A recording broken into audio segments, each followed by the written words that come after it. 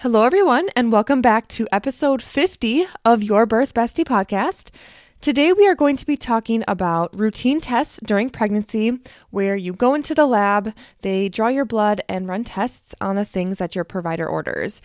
And the reason why I love talking about prenatal care and giving you this information is because you have the right to know exactly what kinds of tests are being ordered and then decide for yourself if you even want to consent. If you have questions, you can definitely use this information as a conversation starter too with your provider to be sure any concerns are understood and you get all of your follow-up questions answered. Generally, there are 2 times where your blood is drawn in pregnancy, and it could be less or it could be more, depending on your medical history and what's recommended by your provider. But it also depends on what you want and your values too. And it's important that you are part of these conversations rather than just going along with whatever it is maybe that your doctor wants. Not that anything they are doing is wrong or malicious, just that you are aware of what is happening each step of the way and knowing that you deserve to know that in itself, I think, is a good reminder for a lot of us. So there are actually a lot of choices, especially when you are receiving prenatal care within a hospital system that aren't openly discussed with you up front. You usually have to know what questions to ask and prepare for your visits and for your labor and delivery. And I want to help you navigate this experience to be the best that it can be. So if you are interested, you can click on the link in the show notes or head over to bethconnors.com/choices and download my free guide to 15 hidden hospital birth choices I think every pregnant mom should know from their first prenatal appointment to their last. Hey there, I'm Beth Connors, a midwife and mom of 2, but also your birth bestie. In this podcast, we'll dive deep into everything you need to feel confident, prepared, and in control, from baby bump to delivery room, from practical tips to personal stories. We'll cover it all so you know exactly what to expect every step of the way. Let's get into it. Let's first talk about why we do prenatal testing in general anyways. And this is because these tests are little snapshots of how your pregnancy is progressing and helps us keep an eye on things to potentially catch any issues early on before they become a problem. It is all about keeping you and your baby healthy and trying to predict any change in the plan of care to hopefully increase the chance of you having the best outcome and the best experience throughout your pregnancy and birth. So the first standardized set of labs we will chunk together as the first trimester lab tests. Usually these are drawn at your first prenatal appointment, and sometimes it might be the second visit. It just kind of depends on the clinic and what your providers, recommend. But the breakdown of what's usually included in this first trimester lab screening are a complete blood count, or a CBC, which will give us values about your red blood cells, your white blood cells, and your platelets. And these results will help check for any signs of anemia, infection, or clotting issues. And there's also a blood typing and RH factor in this same draw, which is really important. And this refers to if you have, for example, A or B blood, and then the RH factor is that positive or negative piece. So A negative or B positive. Your blood type and your RH factor can actually play a really important role in your pregnancy, because if you are RH negative, for example, and your baby is RH positive, there is a chance that your immune system could actually see your baby as a quote unquote threat if your blood is mixed during pregnancy or at the time of delivery. So this is where tools like the injection RhoGAM come in handy, which we will talk about another time, but something to look into if you are a negative blood type. In the beginning of your pregnancy, you might be also asked to give a urine sample for analysis to test for any potential urinary tract infections, because in pregnancy, you might be surprised, but actually the typical symptoms of a UTI, if you're familiar with those, can actually go completely unnoticed in pregnancy. So usually at that first visit when you're in the lab, they will have you give a urine sample and test to see if you have any underlying UTI that you just don't maybe know about yet. There are also lab tests to screen for diseases like Rubella, Varicella, Hepatitis, HIV, and also sexually transmitted infections. If your results come up that you are not immune to Rubella and Varicella, for example, you have the option to receive those vaccinations postpartum because they are not actually safe to be given during pregnancy for the safety of your baby. So if any of the other conditions too that I mentioned come back positive, you would also have a further conversation about treatment. Other tests that may or may not be ordered, depending on your health history and concerns, include a TSH or thyroid stimulating hormone that will check your thyroid level, a pap smear to screen for cervical cancer, and then the last piece is genetic screening. And genetic screening is something that you can decide whether you want to go through with this or if you'd rather, hold off. And some families really do struggle with whether or not they are interested in genetic testing for various reasons.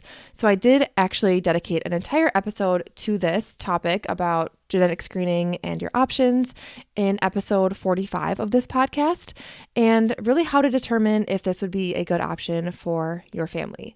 So these tests can be done as early as 10 weeks with those initial lab draws in the first trimester, but you can also add on genetic testing at any point in your pregnancy. So this is always an option too.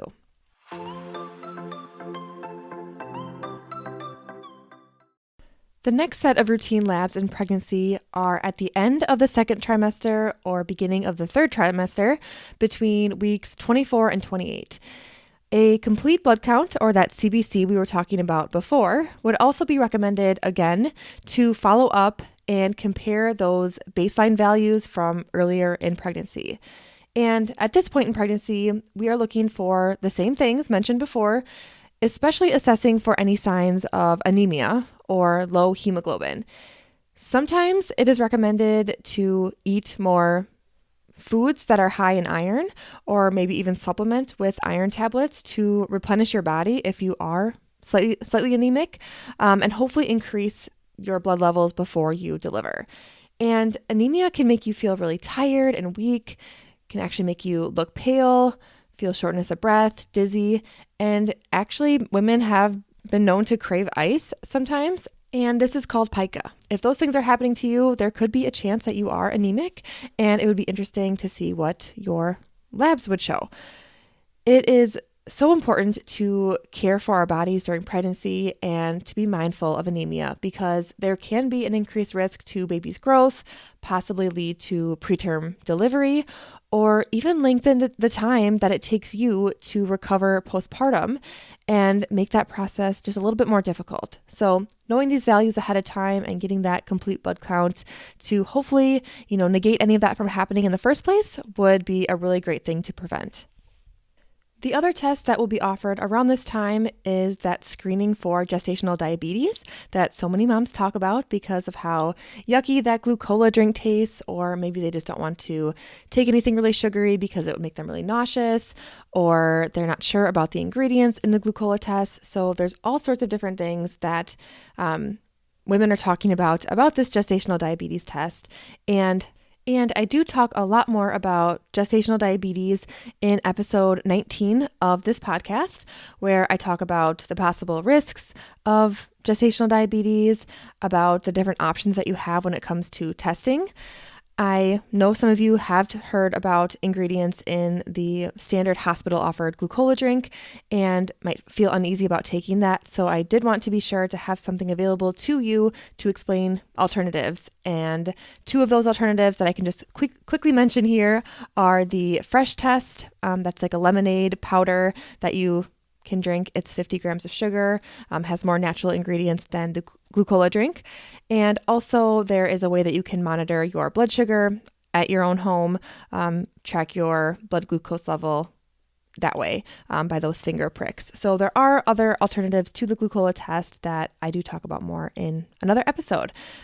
But just another example of the fact that everybody has a preference and you really deserve to know all of the information and all of the options out there to make that best decision for yourself rather than your provider just ordering a test and kind of telling you the next steps as they're happening and not giving you much information ahead of time to make your own decision. And then the last thing I just wanted to call out so you are aware of the timeline around this test to have the chance to make a decision on what you want to do before you are put on the spot, like so many women are. And this is that Group B strep vaginal rectal swab around 36 weeks. And this is like a Q-tip swab that is gently collected along your vaginal wall and then into your rectum very slightly to see if you are testing positive for this group beta strep bacteria. And GBS is a normal flora in the vagina in about 30% of women actually. 30% of women test positive for GBS. And the standard treatment for these women is to give them IV antibiotics every 4 hours during that active labor stage. And I talk more about this also in another episode number 17. So for more information about GBS, you can listen to that episode next. But you can choose to test for GBS and to treat that if positive. You can choose to test and to not treat if positive, or you can choose to not even test at all, which then you would not treat at all either if you don't want.